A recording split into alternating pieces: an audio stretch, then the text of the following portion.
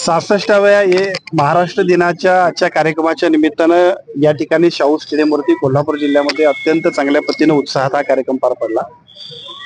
महाराष्ट्र दिनाच्या निमित्तानं एका बाजूला महाराष्ट्राच्या विकासाचा संकल्प, कामगार दिनाच्या लोकांना खूप खूप शुभेच्छा आणि त्याचबरोबर कोल्हापूरच्या विकासासाठी, कोल्हापूर जिल्ह्याच्या विकासासाठीचा संकल्प सुद्धा आजच्या 1 मेच्या महाराष्ट्र दिनाच्या कार्यक्रमाच्या निमित्तानं या ठिकाणी उपस्थित असणारे सर्व लोकप्रतिनिधी, सर्व प्रशासकीय अधिकारी आणि सर्व नागरिकांच्या उपस्थितीमध्ये आपण सर्वांनी अत्यंत उत्साहात केला।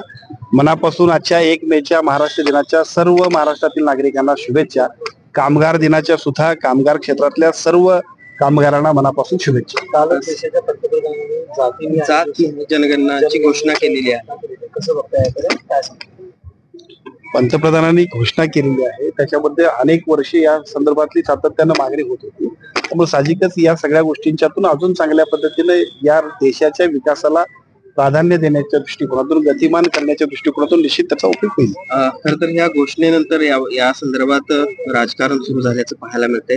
विरोधकांनी दावा केलेला आहे की आम्ही दबाव आणला, आम्ही वारंवार मागणी करत होतो म्हणून ही घोषणा केंद्र सरकारला करावी लागली।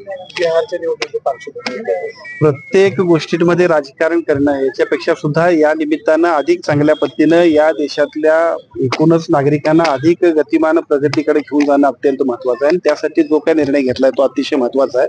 त्या निर्णयाचं समर्थन करूया आणि अनेक वर्षे ज्याची मागणी सर्वच लोक करत होते ती निर्णय प्रक्रिया सुरू झाल्याबद्दल देशाचं पंतप्रधान आदरणीय नरेंद्रजी मोदी साहेबांचं अभिनंदन।